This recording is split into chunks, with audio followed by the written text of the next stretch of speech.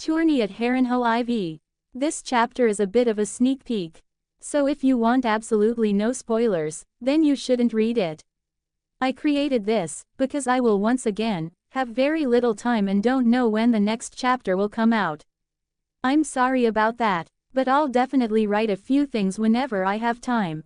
Mira Reed POV. Years ago, in the height of summer, my father Howland Reed told my brother and me a story. He only told it once and he refused to speak of it ever again. When he was a young man, in the year of the false spring of the year 281 AC, a great southern lord, Lord Walter Went, held the largest tourney Westeros had ever seen in the largest castle Westeros had ever seen, Harrenhal in the Riverlands. Officially, it was to celebrate the name day of his maiden daughter. Knights and lords from across the Seven Kingdoms made their way, drawn by the spectacle and the size of the lavish prizes offered by Lord Went. Lord Walter also wanted to present his massive castle and his fine sons, to forge bonds and political marriages, as is usual in Westeros. Even the king was rumored to be attending, though none had seen him for years. Ours, House Reed of Greywater Watch, is a noble but a small house, and my father had come to Harrenhal, only to be part of the magnificence whose like he'd never see again. One afternoon, he was walking across the field enjoying the warm spring day, when he was set upon by 3 squires. None were older than 15, yet all were bigger than him. The Cranogmen are rather small men, compared to others. This was their world as they saw it, and he had no right to be there. They snatched away his spear and knocked him to the ground, cursing him for a frog-eater. Every time he tried to rise, they shoved him down and kicked him when he curled up on the ground. But then they heard a shout, "That's my father's man you're kicking!" Howled the she-wolf. Lyanna Stark, the young daughter of Lord Rickard Stark, Warden of the North and my father's liege lord. Lyanna laid into the squires with a tourney sword. Before the 3 squires could run away, another presence made himself known. From behind the squires, a large man stood and stopped them from leaving. "Are you done with these, Lyanna? Or do you want me to give it a go?" the man said. Leman Stark, the Russ as he would later be known, the Wolf King, stood there, imposing and strong already at the tender age of 13. My father was bruised and bloodied, so Leman lifted him up and carried him over his shoulder, like a sack of potatoes, handling him as if he weighed nothing and bringing him back to Lyanna's tent to clean his cuts and bind them up with linen. There, he met Lyanna's other brothers. Wild Brandon Stark, the heir and the eldest, who led them. Quiet Eddard, the honorable, and Benjen, who was the youngest of the 4, but second youngest of the 5. The atmosphere was enjoyable, with Leman casting a protective shadow over everything and impressing my father. That evening, there was to be a feast in Harrenhal, to mark the opening of the tourney, and Lyanna insisted that my father attend, as he was of high birth and had as much a right to a place on the bench as any other. She was not easy to refuse. This wolf maid and Leman also encouraged him to attend, since it would be the best way to get to free food. So my father borrowed suitable clothes from Benjen, since despite being the younger, Leman was far too large, and went up to the great castle. The dining hall was humongous, and under Harrenhal's great roof, my father ate and drank with his fellow Northmen. It was an enjoyable time for my father. He sat close to the Stark siblings since it was Lyanna who insisted he'd attend. A black brother besieged the knights to join the Night's Watch, to snickers and smiles. Everyone refused to join such a place where the cold was their only companion. Prince Rhaegar Targaryen, the Crown Prince, sang a song so sad, that it brought tears to Lyanna's eyes. But when Benjen teased her for it, she poured wine over his head, gaining chuckles from Brandon, but a sour look from Leman. Over the course of the feast, my father said that Leman Stark was the only one who was seemingly not having a good time. He looked at the Crown Prince, Rhaegar Targaryen, with a strange look after he had sung his song and made Lyanna cry. According to my father, he thought that it was because he was overprotective. Lord Baratheon drank down Richard Lonmouth, the Knight of Skulls and Kisses, in a wine cup war, apart from doing other things. My father also remembered a beautiful woman with purple eyes who danced with the Kingsguard Esser Barristan Selmy and several others. As the evening approached, Brandon Stark asked her for one more dance on his shy brother's behalf, and so Eddard Stark said the last dance of the celebration with Lady Ashara Dane. Ironically, the only one who was asked to dance by Lady Dane herself was Leman Stark, and he refused her briskly. Abruptly, the hall went quiet. The Mad King had arrived after all and was now entering the hall with his Kingsguard. He hadn't left the Red Keep in years, and none could believe the state of him. His long yellow fingernails, tangled beard and ropes of unwashed matted hair made his madness plain for all, nor was his behavior that of a saint man, for in the blink of an eye he could go from hysterical laughter, weeping to rage. But when he commanded Sir Jaime Lannister to kneel before him and swear the oath of the Kingsguard before half the lords of the realm, a cheer burst from the crowd, for Sir Jaime was much admired for his courage, gallantry, skill with a sword. Within all this merriment, my father saw the 3 squires who attacked him, attending their knights. Lyanna saw them too and pointed them out to her brothers. "I could find you a horse and some armor that might fit," Benjen offered. My father thanked him but gave no answer. "Our people sit in boats more often than on a horse, and our hands are made for oars, not lances." As much as he wished to have his vengeance, he knew he'd only make a fool of himself and shame his people. Before the feast was over, something unimaginable occurred. My father couldn't remember when it started or how it happened, but the bad mood of Leman Stark gradually got worse. My father said that he felt like the sun was going down as Leman's mood worsened, and that the lights began to flicker more and more. Almost as if a wind had picked up. The reason for this was Lord Robert Baratheon, who at that point was betrothed to Lyanna, his beloved sister. Throughout the feast, Lord Robert had gotten more and more to drink, and his judgment seemed to grow worse. Due to Leman's attention, my father saw Lord Robert getting more intimate with the servant girls and even touched them in inappropriate places. According to my father, the straw that broke the camel's back was when Lord Robert forced a servant girl on his lap and they made out, while others laughed to the side. Father said that a storm was let loose in the dining hall. The large table was smashed and Robert Baratheon was yanked outside to have a brawl. My father didn't, but Brandon, Eddard, Lyanna and Benjen all ran after the duo. I don't know what really happened between Robert and Leman, but the relationship between them and also between Eddard and Leman worsened after this.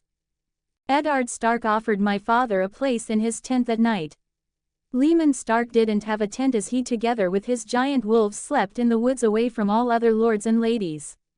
Before my father slept, he knelt on the lake shore, looking across the water to the Isle of Faces, and said a prayer to the old gods. The next day in the tourney, the 3 knights whose squires had beaten my father, unseated their opponents and earned a place among the champions. But late in the afternoon, as the shadows grew long, a mystery knight appeared in the lists. He was short and clad in ill-fitting armor, cobbled together from different suits. On his shield was painted a heart tree of the old gods. A white weirwood with a laughing red face. The mystery knight dipped his lance before the king and rode to the end of the lists where the 5 champions had their pavilions. You can guess the 3 he challenged. Whoever the mystery knight was, the old gods gave strength to his arm. All 3 knights fell before him. None, well loved, so the common folk cheered the Knight of the Falling Tree, as the new champion was soon called. When the fallen foes sought to ransom their horses and armor, the Knight of the Laughing Tree's voice boomed through his helm and told them, "Teach your squires honor. That shall be ransom enough." Once the defeated knights chastised their squires sharply, their horses and armor were returned. And so, my father's prayer was answered. The king was furious. In his madness, he suspected a traitor in his midst. Perhaps, even the newly made Sir Jaime Lannister, whom he had already sent back to the Red Keep. That night, the king asked Lord Robert Baratheon to take to the lists and unmask the mystery knight, declaring him no friend of his. But the next morning, when the heralds blew their trumpets and the king took his seats, the Knight of the Laughing Tree had vanished. All they ever found was his painted shield hanging abandoned in a tree. My father's tale ended here. He never spoke more of Harrenhal, though he must have seen Prince Rhaegar's victory. Some whisper that Prince Rhaegar himself had arranged the entire tourney in secret, in a way to gather the great lords and address his father's apparent madness. Perhaps even remove him from the Iron Throne. But when I asked my father about this, he only shrugged sadly. What Rhaegar intended, none can say. But all know what he did. This was a bit of a sneak peek for you on what to expect. There are many more things that are going on though which I didn't include here to make it more interesting next chapter. I am unsure when the chapter comes out, but probably next week. I will see what I can do. 34 comments 0 vote. Tourney at Harrenhal v. 281 AC. Harrenhal. Third person POV. Leman carried Howland Reed to their tent. The young lord of House Reed was a small man, unlike other northerners. But he was no less loyal. The Reeds and the Cranogmen lived on the neck of the north, making them have to deal with the marshlands where mosquitoes were your worst enemy. All jokes aside, the neck was not a harmless place to be and the Reeds understood how to navigate those places and knew the hidden location of their home. Leman placed Howland on the bed since Lyanna insisted so that she could start to treat him. She started her work and as she was working, Howland, who was in a lot of pain, managed to open his eyes. There he saw the rest of Lyanna's and Leman's siblings. Oh, is this the young Howland Reed? What happened to you, my friend? Brandon was the first to approach and ask. Some squires thought it was their right to beat him and humiliate him. But I showed them, Lyanna answers for him, since he is in a lot of pain and speaking hurts his chest. You showed them what, exactly? Benjen asks. She beat the shit out of them. Leman summarized the entire event. Groan. Ha ha ha, well done Lyanna. Those southern pricks better keep their hands to themselves. If you hadn't done that, I would have. Who was it exactly? Brandon asks. I won't tell you. What? Why not? Because you will do something stupid again and then father will be angry. Besides, there is no need for you to bother about it. Leman already took care of the waste. Leman, what did you do this time? Brandon asks. His eyes narrowed as he looked at the figure of his brother. They are still at peace with one another. Nothing. I just slapped them and then threw them away. Leman, who is standing next to the bed where Lyanna is working, has his arms crossed and answers nonchalantly. Seems like hurting others is what you enjoy. Leman looks at Eddard, who spoke for the first time. I am surprised to hear you speak to me, brother. Here I thought you had lost your voice after all that cocksucking you did to the southern falcon and stag. Quote. Exclamation mark, exclamation mark, exclamation mark. The demeanor of Eddard suddenly dropped after Leman said those words. The implication was clear. Leman thought he was a bitch for losing his northern Stark values and adhering to honor at all times. This made Eddard angry though, and he was very close to losing his cool for the first time in a long while. Peef. Bah-ha-ha-ha-ha-ha-ha-ha. Ha-ha-ha-ha. Suddenly Brandon started to laugh out loud. He had tears in his eyes and was rolling on the ground. Brandon was the loudest and the one who was quite hot-blooded. He liked to speak his mind, that much he had in common with Leman, but he was not expecting Leman to be this bold and say what they all had thought for a while now. Faced with the laughter of his elder brother, Eddard could do nothing but swallow his anger, for now. Benjen was also chuckling to the side as he managed to not fall to the ground. He loved all his siblings, and since he was the second youngest and a bit more timid than the others, he had some leeway. He tried not to hurt Eddard too much. By trying to hide his snickering behind his hands, it wasn't working. You are but a simple-minded brute, Leman. The value of honor will forever be lost on you. Don't come running when someone stabs you in the back because you use the same methods as all the others. You are as unlucky as you are foolish, brother. Honor and the value of knights is an Arryn thing and has nothing to do with the Starks of Winterfell. We value loyalty but aren't scared of getting our hands dirty when it matters. If a fox gets into the chicken house, I will kill it and not show him the door. It's as simple as that. Bold words for someone who knows nothing of life. You are but 10 and 3 name days old, Leman. Don't speak like you have lived another life, Eddard says and walks out of the tent. Another life? Huh, all right, if you have done enough brotherly bonding, I think it is time we go to the feast, Lyanna says after standing up. Oh, right, that is tonight, is it not? I almost forgot about it, Brandon says. Aye, and we will all attend. You as well, Howland. Howland Reed, who sat up with difficulty, was not pleased. My lady, I couldn't possibly go to the feast. There will be lords and ladies of such high standing that I insist. You are of high birth. You are Howland of House Reed, one of my father's men. This means you have as much a right to a place on the bench as any other. So stand up, because you are coming with us. But my lady, what would I wear? I could give you one of my things to wear for the evening since we have about the same stature, Benjen says after thinking about it. Aye, that could work. But young lord, I couldn't. Nonsense. Of course, you could. Now go ahead and change and we will wait outside for you. Lyanna was not easy to refuse. Lyanna's right. You won't get another chance like this again, Leman says. What do you mean, young lord? I don't value connecting to others that much and just wanted to have a look at all the splendor once in my life, Howland says. No, I mean the food. What? There's tons of free food. You can't possibly decline that. Although the alcohol is utter trash, you can just drink water. Quote. Sigh, and here I thought you were going to say something useful. Anyway, get ready now, we'll wait for you. The group made their way through the corridors of Harrenhal and finally reached the grand hall where the feast was already in full swing. They made their way across the hall observing the men and women who were enjoying themselves with food and wine. There was laughter in the air and the alcohol flowed like a river to make this night all the more enjoyable. The Starks and Howland Reed arrived at the section where the other Northerners were seated and sat down. Leman, whose senses were assaulted with the smell of the freshly roasted chicken and other tasty meat, started to load his plate before he was fully seated. He didn't like wine, it was atrociously bad for a drink in his opinion.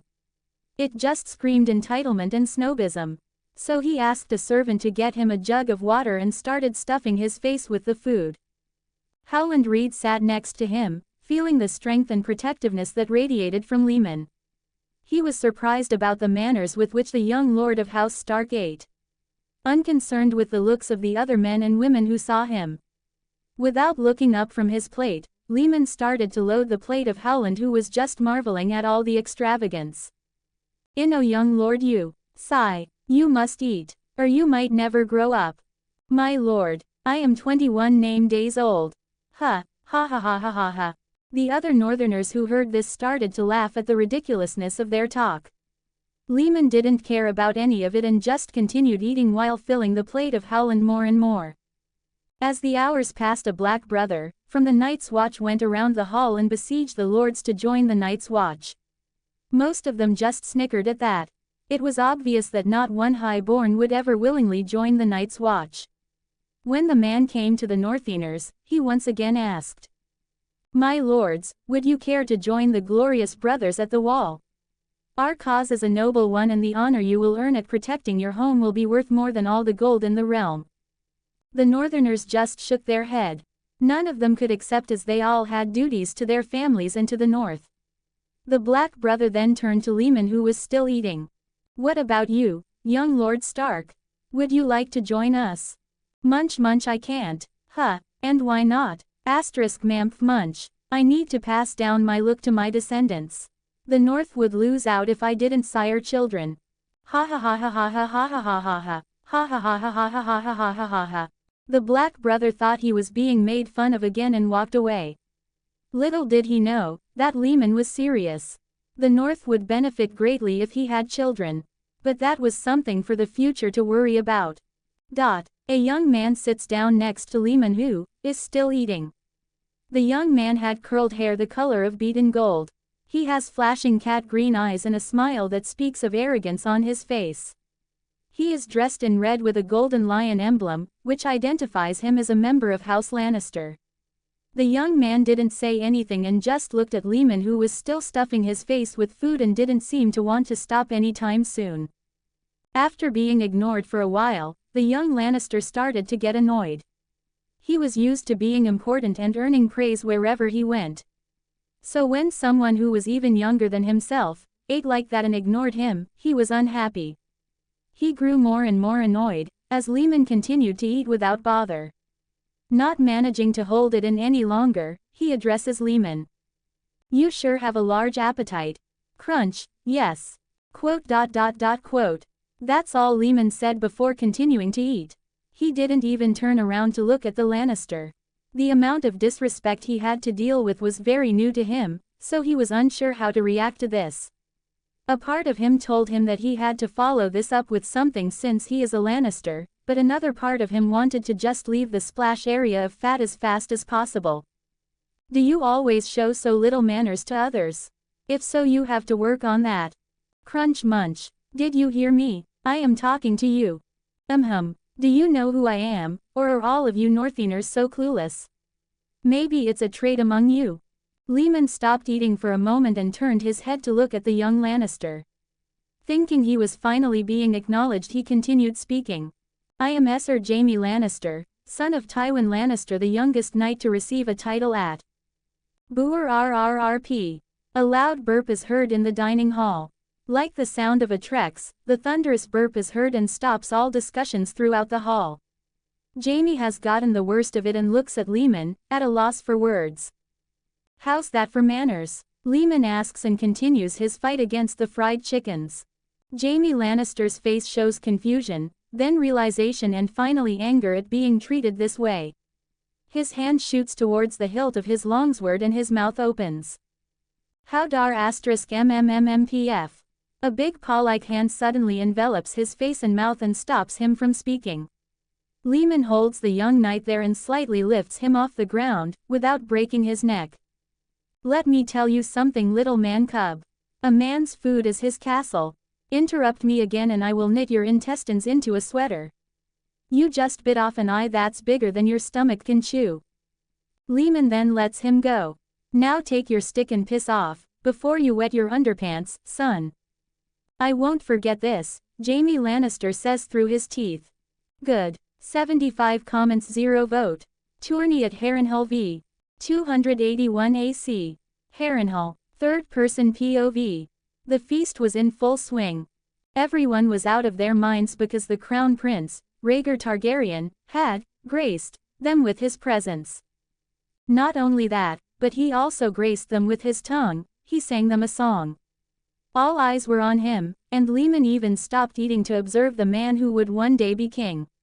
He saw the smile, the perfect hair and clothes, the way he walked and talked, the way he held himself, and the way his teeth seemed to shine whenever he smiled, as if he were the great Leslie from the movie The Great Race.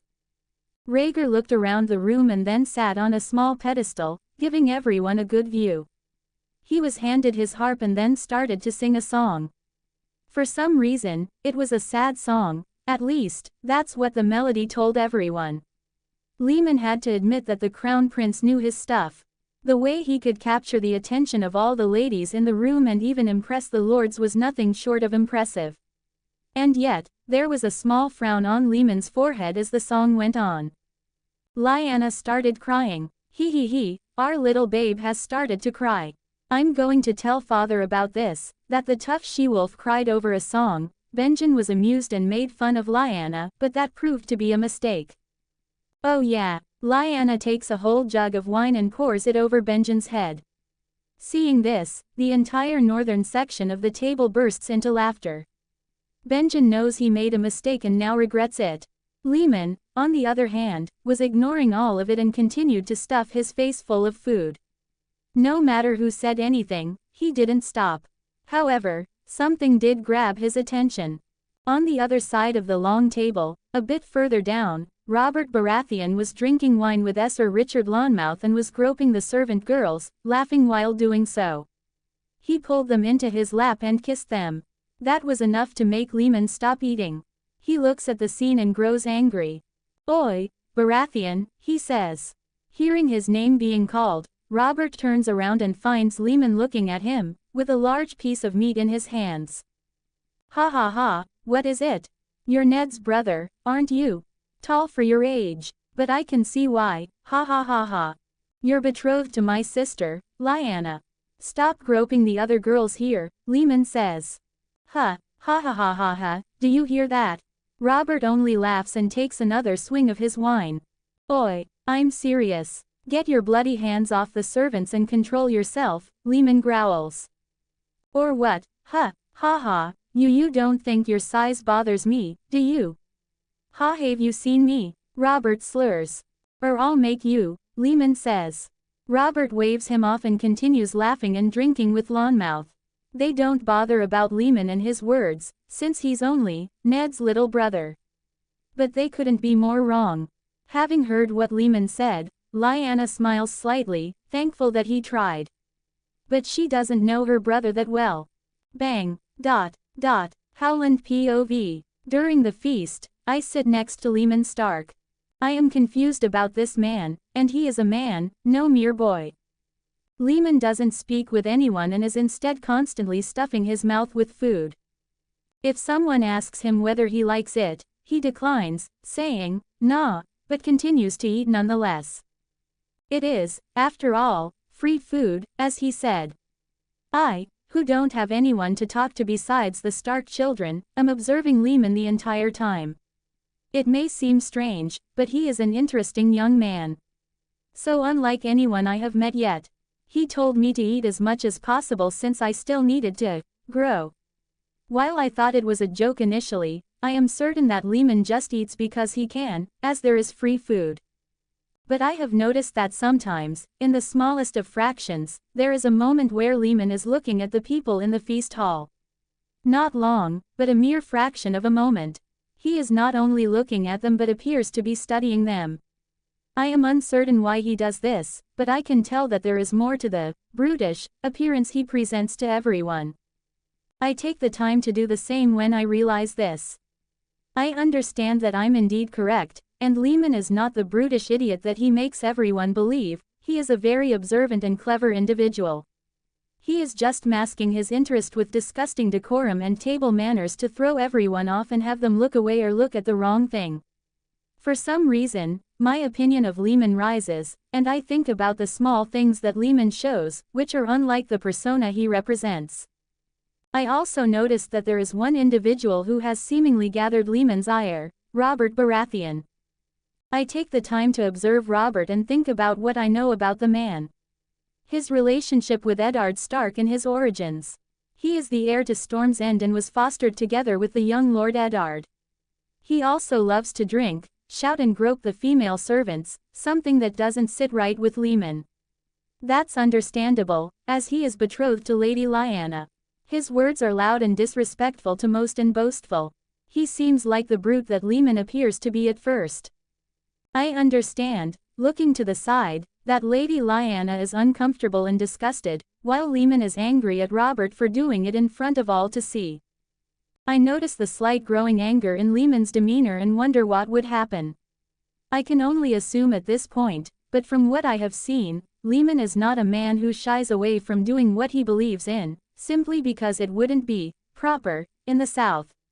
I try to eat, as Leman said, but the problem is now in the room and doesn't allow me to get anything down my throat anymore.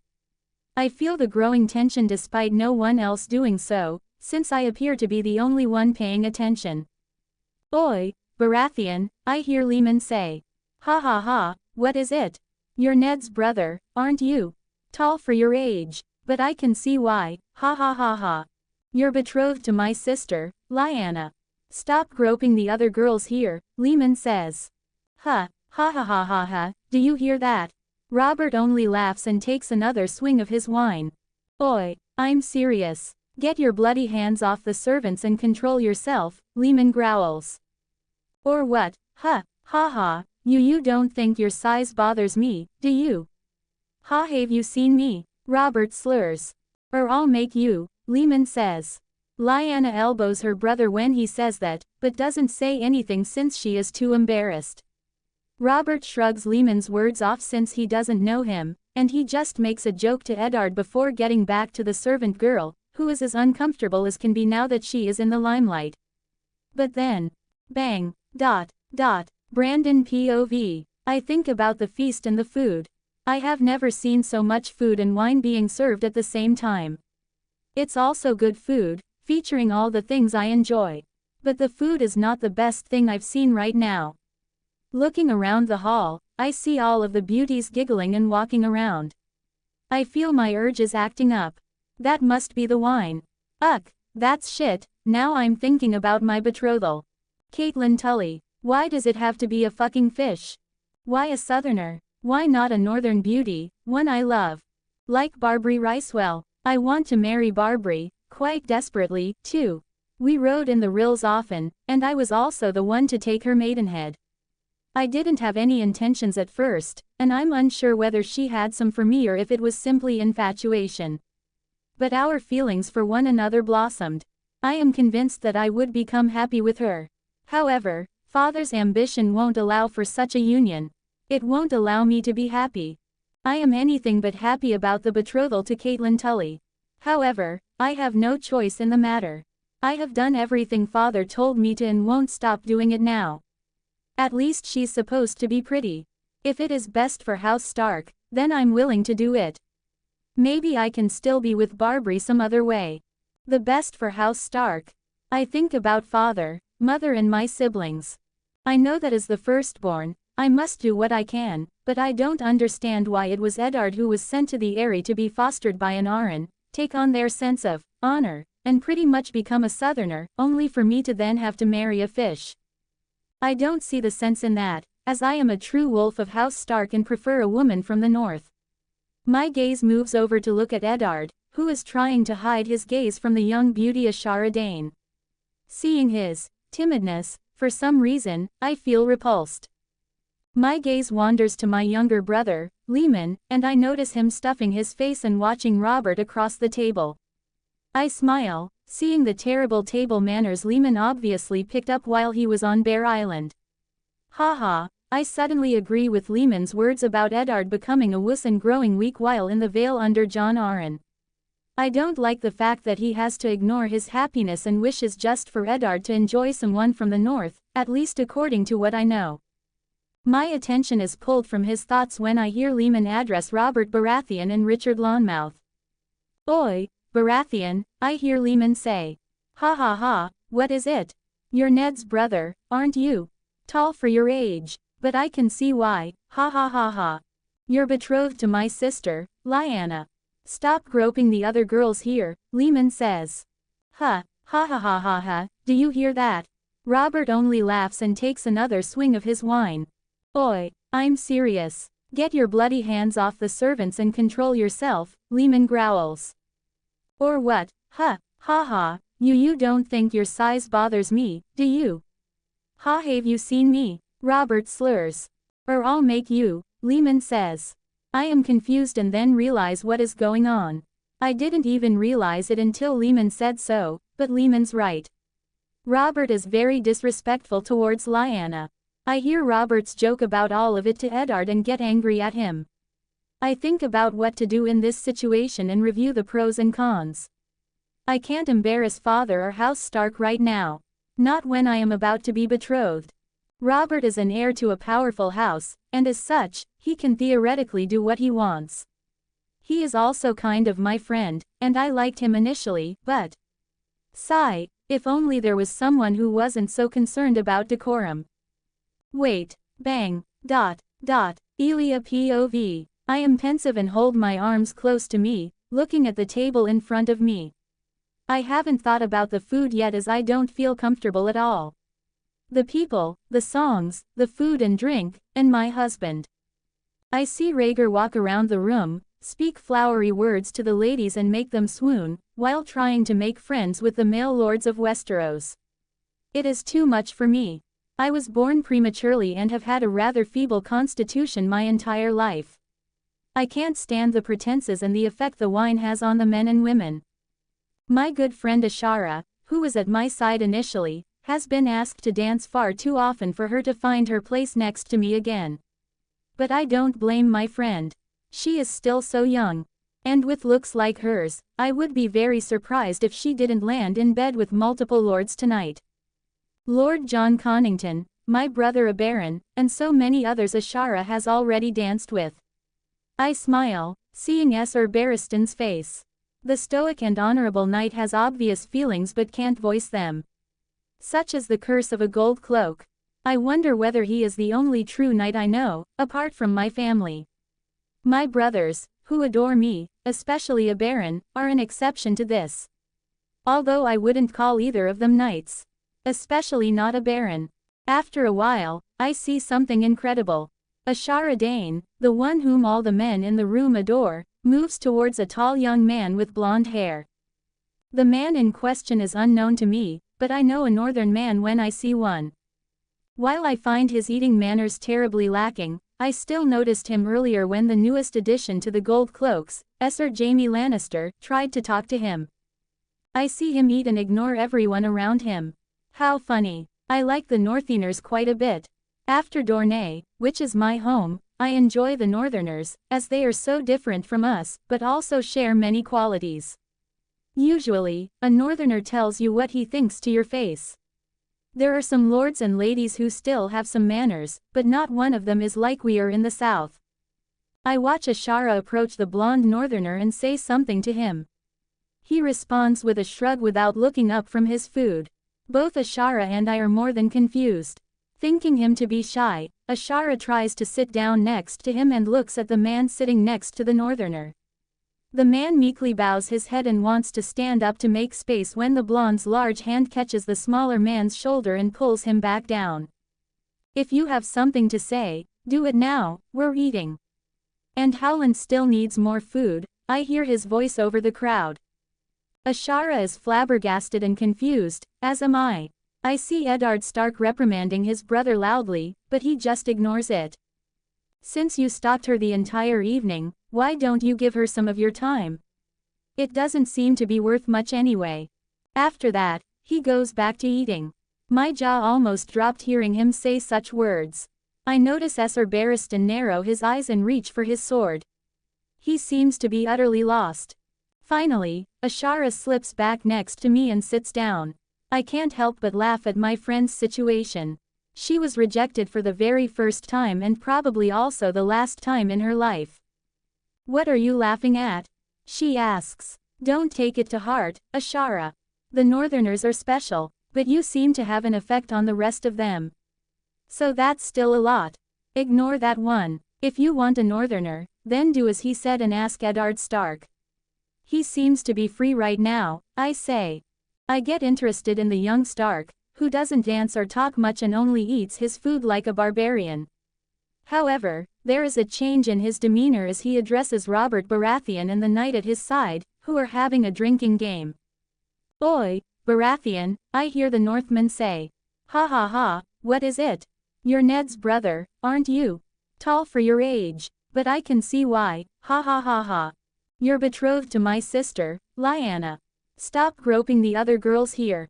Ha, ha ha ha ha ha, do you hear that? Robert only laughs and takes another swing of his wine. Oi, I'm serious. Get your bloody hands off the servants and control yourself, the Northerner growls. Or what, ha, ha ha, you don't think your size bothers me, do you? Ha, have you seen me? Robert slurs. Or I'll make you. As the Stark snarls at the heir of House Baratheon, I can't help but be entranced by him and grow more interested in the young but very clear man of House Stark. What is he doing? Bang, I watch him punch the table in half. The people shout in surprise, and a lot of the food and tableware fall down. The Stark stands up and moves through the gap he created by breaking the large table stops in front of Robert and the knight.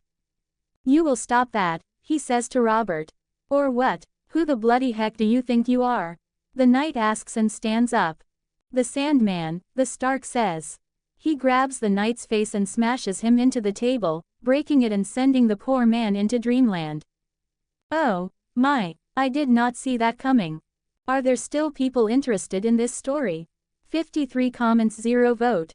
Leaving, it seems there are still some who are interested. So here we are. 281 AC. Harrenhal. Third-person POV.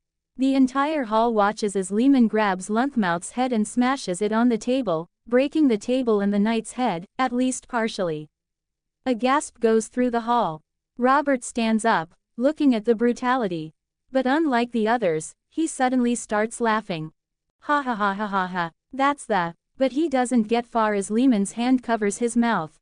With a monstrous grip, Leman lifts the 6'6" Robert Baratheon into the air and looks at him angrily. You will apologize to Lyanna for being such a drunken whoremonger and then you will piss off, he growls. But Robert is the opposite. He kicks Leman and then hits him with a powerful left hook.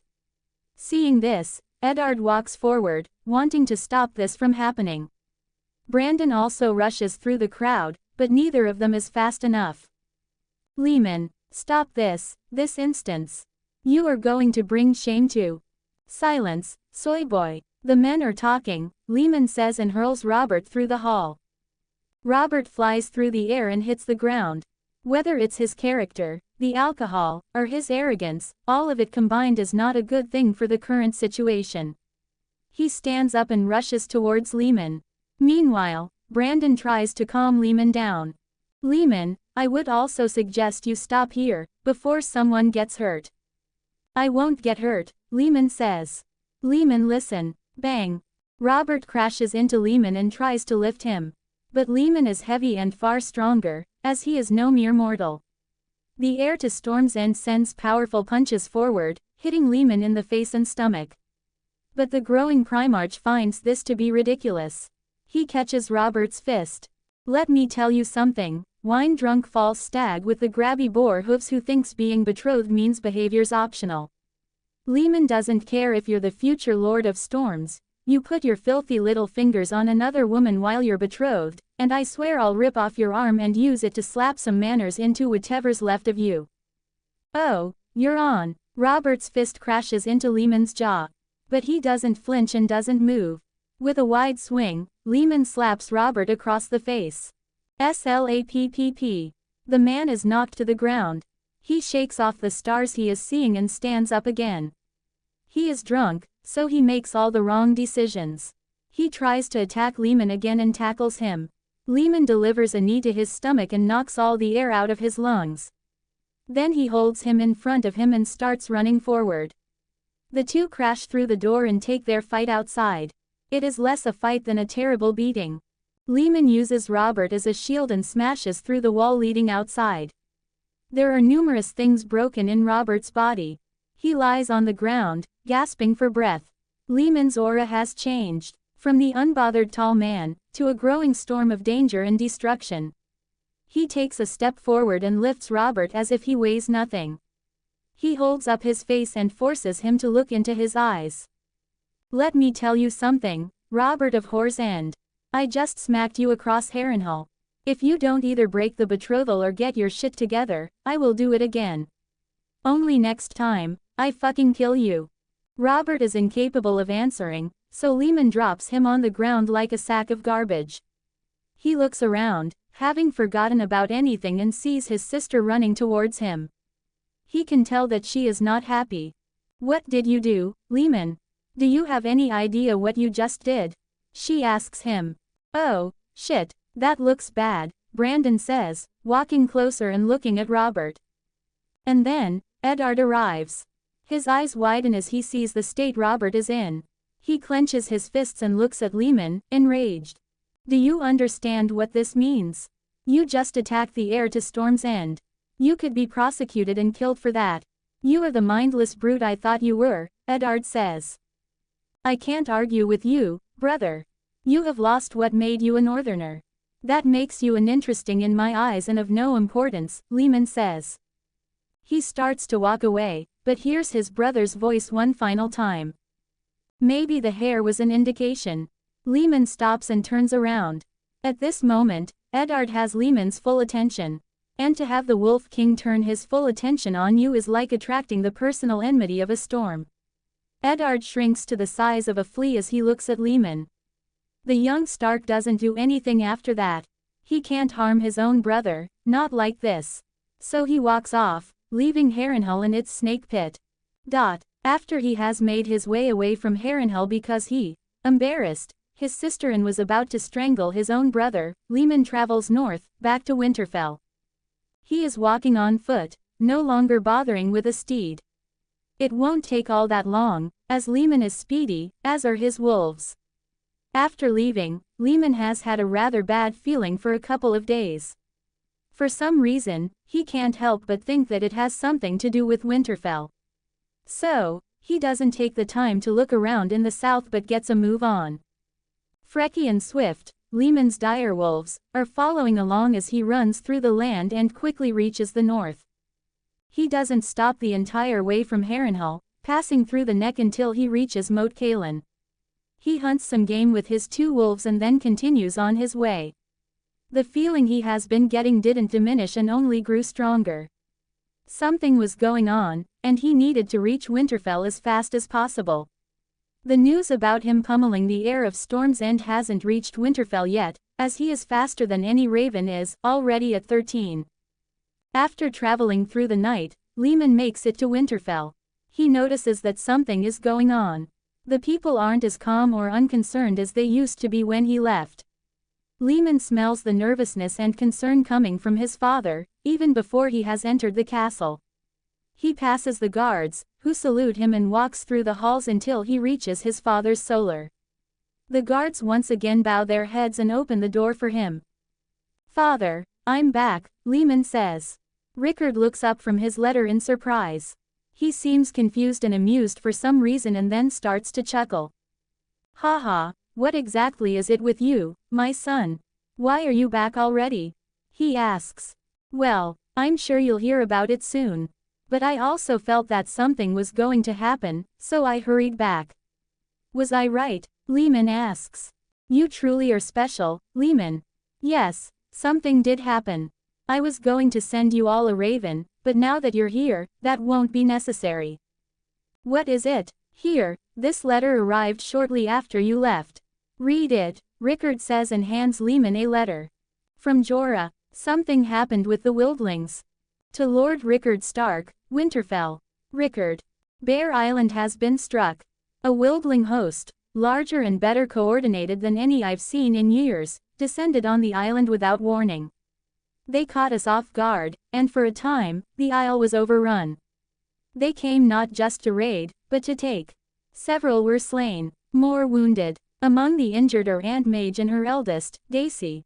They fought like Mormonts, but blades don't care for names. 2 of Maega's daughters were carried off. Others as well. The wildlings pulled back into their boats, which they arrived in, and vanished like smoke.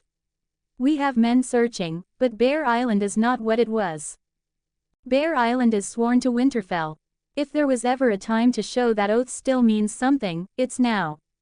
I'll not waste breath on sentiment, you know what's at stake. If these raiders slip back beyond the wall with northern blood in their hands, we may never see them again. And next time they come south, they'll be bolder. If Aunt Mage wakes up, she'll go after them, disregarding her constitution, and I fear they won't return. I'll keep my ears open here. Things stir in the frost beyond the wall. I find it strange that after your son has gone, they attack right away. Something I'm not sure if this was just a raid or something larger in motion. Either way, I won't let it fester. Jorah Mormont, I'll go," Leman says. "I thought you'd say that. And I know that I couldn't stop you either way," Rickard smiles. "You're right, which is why I have prepared several riders to accompany you. You are a known figure in the north, and you know how to lead, despite your tender age. Despite what happened, I know that you are my son and a true northerner. Get them back to us, Leman. Let us show the wildlings and the rest of the realm what it means when someone takes one of ours." "I will, father." "Good, now, let's go and have breakfast. Your mother would want to see you before you leave again." Leman walks through Winter Town. He has a particular place in mind and has decided to form a specific group. As he reaches a small hut which has an equally small barn attached to it, he knocks at the door. Inside, Leman can hear and smell the people and listen to their words. The door opens, and an old woman with a hard face looks out. As soon as she sees Leman, though, her demeanor brightens. "Oh, if it isn't my second favorite young man. Leman, how nice of you to show your face here. Come in, she says. "Thank you, Alma, I'm here for Nordum. Leman is here," Alma shouts. "Sit down, Leman, come. I haven't seen you in such a long time. How was it on Bear Island?" "As always, Alma, we managed to improve the living conditions and introduce better ships for fishing and transport. But the wildlings are as big a problem as ever," Leman tells the woman. She takes out a jug of milk and starts heating it up for him. Alma is like a second mother to Leman. She loves him like a son, since he was the only one to be kind and even defend her big boy. A moment later, the big boy enters the small hut. His frame fills the doorway as he enters. When he sees Leman, he smiles and the two men embrace. "Haha, Leman, good to see you again. How was the south?" NobWhomper asks. He has a deep, calm voice and speaks slowly. NobWhomper is a big, strong young man with a heart of gold and a ginormous appetite. He is like a teddy bear most of the time, but Leman knows that beneath that teddy bear lies more power than Ferdinand the Bull could ever hope to muster. He might not be the smartest tool in the shed, but he is the most loyal. Leman genuinely likes him. Boring as we thought it'd be. I had a slight argument with a bloke who thought he could grope other women while being betrothed to Lyanna. I hope you set that southerner straight. Alma says. I did. NobWhomper sits down at the table, and Alma serves the warm milk. The large appetite of NobWhomper has used a lot of coins, and while Alma would never say anything, she was having trouble paying for everything. Leman has asked his father for coins, which he uses to help them and other families in Winter Town who are productive. Whenever he was back in Winterfell, Leman would go hunting with his friend to get some game back and feed them. So what are you planning now, Leman? Alma asks. Shall we go hunting, Leman? NobWhomper asks. We shall, Nord. But this time, the game is different. Bear Island was attacked 2 days ago. Mage and Daisy were injured, and her sisters, other women, and children were abducted. I'm going north, beyond the wall, to get them back. Nord, I want you to join my pack. Pack? What pack? My wolf's pack, of course. NobWhomper looks at his mother, who nods with a smile. It is the first time that someone has wanted to include her son in something. Hee, yes, I want to. Good. Then pack your things, Nord. We're leaving in a few hours. Yes. So, the first member has joined Leman's wolf pack. Apart from his 2 wolves, they are the only ones for now. However, in the future, this number is going to increase. The long travel to the true north starts now. 3 comments 0 vote. The true north. Well, here it is. Some truth to the strangeness. 281 AC. Winterfell. Leman POV. I embrace mother tightly, lifting her in the air. She has become so small and tender in my hands. The increase in my strength leaves me to wonder just how much further I will grow. My senses sharpen, my strength increases, and my height does as well. The only thing that has remained since the beginning is the color of my hair. It is still blonde. I care nothing for this. I know that I'm a son of the North, that much is certain, and all those who think that I am vulnerable in that regard couldn't be more wrong. I find it hilarious, if anything. And if others still believe they could make fun of me, usually get to meet Frecky and Jerry. The feeling I have, the one that urges me to leave as soon as possible, has grown stronger for some reason. I have an idea what it is, magic. I have killed several crows in the last few days. They were controlled, and it made me livid. Take care of yourself, my little wolf cub, mother tells me as she gives me a tender kiss on the cheek. I will, mother. The boy is a man grown, love. He is already taller than most, and barely 10 and 3, father says. Take care of your group up there, Leman. You're a Stark, I know you'll succeed. I nod and then get on my horse. Jerry and Frecky are at my side, waiting for us to set off. The 2 guards of House Stark who will accompany us are ready, as well as the first 2 members of my wolf's pack. I have given NobWhomper a horse, since he doesn't have the means to acquire one. The final member arrives right now. She is called Nissa, a huntress from Bear Island. She traveled here because she knew I would go beyond the wall, to find them. How is it, Leman? Will you take me with you, or do I have to go on my own? She asks. Nissa is a remarkably strong woman, even by the North's standards, with extensive experience in hunting and fighting the Ironborn and the Wildlings. We go back quite a few years, when I prevented her from being raped, abducted by the Ironborn and becoming a salt wife. Join my wolf's pack, Nissa. I tell her. No, Why would I join a men's group that will huddle together at night and fondle their balls all night? That's exactly why we need you in the group, I smile wolfishly. Haha, you have spirit, just like I remember. If you were a few years older. Alright, enough with that type of talk. Come along. I'm sure Mage would chase me across Bear Island if she found out I refused. Very well, we're all ready.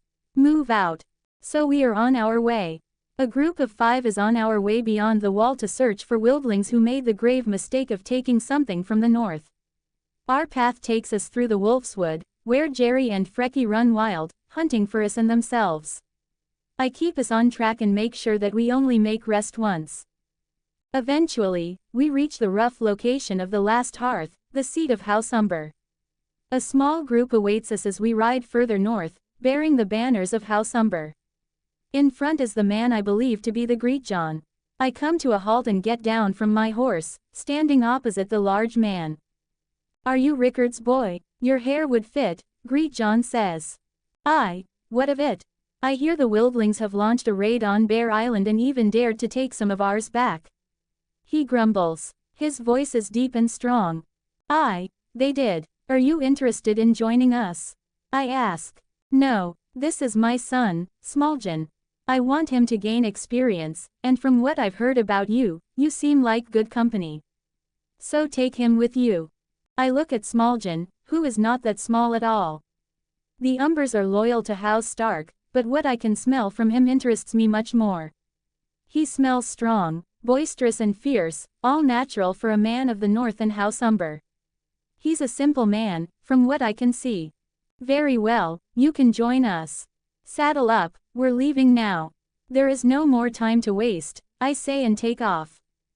Without saying another word, the Smoljan nods to his father and follows along. This will be interesting, but I can only hope his weight won't hold him back.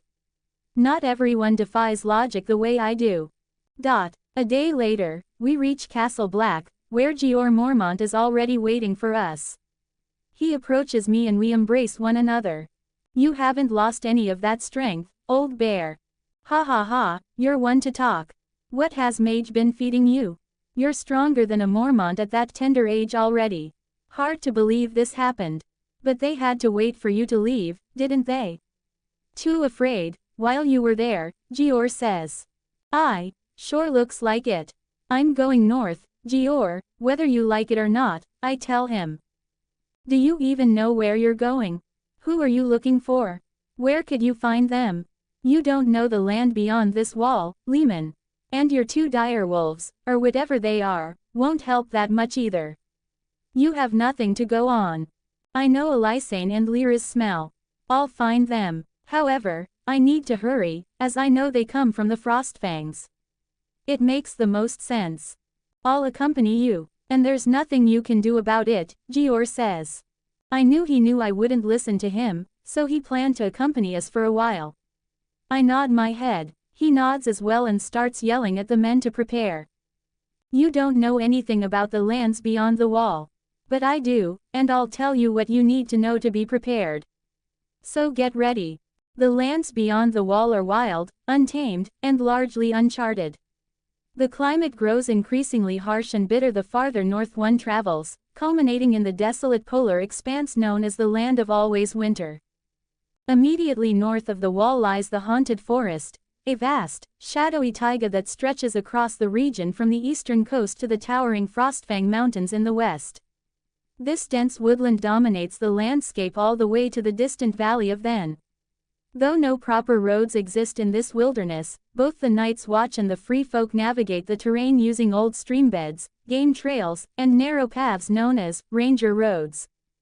The Frostfangs are a formidable mountain range, cold and inhospitable, whose exact northern reach remains unknown. Notable landmarks include the Giant Stair and the treacherous Skirling Pass. From these mountains flows the Milkwater, the great river of the far north. Hidden deep within the Frostfangs lies the secluded valley of Then. Leman's party made their way forward, following the scent Leman knew from the 2 young girls. The weather has gotten colder, just like Jeor described, and everyone is now walking. Leman is leading the group. But he isn't the only one. Jerry and Frecky were also doing work and using their senses to try to find something that would tell them where the women were. The first hurdle, if you will, was the haunted forest, and Leman knew it was full of people and animals, being able to smell them. Suddenly, he holds up his hand and stops the group. Gior stands next to him, looking in the same direction as he is. "What is it?" he asks. "We are being followed," Leman says. Leman looks over to Jerry and Frecky and nods his head, giving them a sign to engage furtively. The two run off in a seemingly random direction, getting out of sight and preparing their next move. Fried Raven POV. He is on his way. He has passed the wall and is on his way to the lands of always winter. I have been using a lot of energy in the last years and especially in the previous Senite, to set all of this up. Warging and controlling so many animals and creatures is one thing, but to do so with wildlings has taken its toll. But it was necessary, it still is. I am close to my goal, but for this to happen, I need him here. Need him far away from the events that are to transpire. This was not wise, Fried Raven, not wise. I hear the voice of the children as I observe the group. It had to be done. He is an abomination, a mistake, he should have never been born, I say. He is strong, and if you lead him further, he will find us, find you. He won't. I have made sure I will be taken care of. You have tried so many things. Why should this work? She asks. She was right. Ever since he was born, and it was clear that he was different, I have tried to get him eliminated. Being sent to Bear Island was my idea. Rickard Stark would never have made that decision. There is no political advantage to be gained from it. Thankfully, the wildlings are a superstitious folk. Using ravens, shadowcats and other animals to give them signs was the method that worked. I sent wildlings to raid Bear Island repeatedly, and he always killed them all. He is a force of nature, and it only grew worse over time. I was aware that I couldn't achieve anything by force. So, I went to the only person I thought might have a chance to reign in the storm that was Leman Stark, his father, Rickard Stark. It was the hardest thing I have done, slowly influencing his mind and filling it with suspicions towards his own wife and child. The Northerners are a strange people. I never liked them, so uncivilized. I watched with glee as the Stark Lord grew increasingly paranoid. Only for it all to be destroyed in one blow. I stared at the heart of the storm, when Leman confronted his father and destroyed the entire effect and control I had over him. The blast was so strong that I felt it all the way here, suffering a backlash because of it. "You're bleeding again, Raven," Leaf says. "No matter, I need to." I suddenly feel the wildling I am warging into being bitten by the powerful snouts of those two blasted wolves. I try to get them off of me, but can't manage at all, as they push the man to the ground. Being aware while doing this takes enormous effort, but with my experience, anything is possible. I make the wildling swing his axe around, only for it to hit the arm of the anomaly. All of this is about. Leman Stark towers above the man and looks at him with rage in his eyes. He grabs the throat of the free man and lifts him higher. I hear his growl as he squeezes.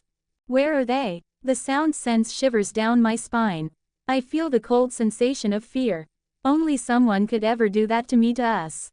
"I'm coming for you," Leman says, and then breaks the neck of the wildling. Cack. I spit blood, feeling the headache. Leaf and the others look at me worriedly. "What happened?" she asks. "He must die. He has to be away from the coming events at least. The future is in peril otherwise. Cough cough. He would ruin all of it. If he is so mighty, he could be the one we have been waiting for.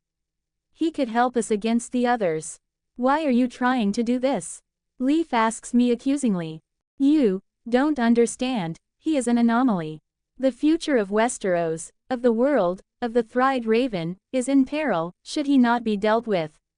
It was the only way to have the wildlings abduct someone important to Leman. He doesn't care about decorum, he doesn't care about bad imagery or reputation. All he cares about is those close to him. If I hadn't done it this way, he would have stopped the abduction of his sister, Lyanna Stark. And if he did that, the future would be in turmoil. He would not only fight in the war, but also destroy the Targaryens. Azor Ahai would stand no chance. They would drown in the waves he leaves in his wake. You have lost your way, fried raven. Your goals are no longer about living alone. You care about yourself more. They don't understand. They never will. I am the only one who realizes his danger. I am the only one who will bring victory over the dead when they rise. And hey, they will rise very soon. He might be useful in the fight against them. No. No, no, no. My successor is due to arrive, the one who will enable me to continue. The one who will allow me to have what was always meant to be mine, the throne. 22 comments 0 vote. To be continued.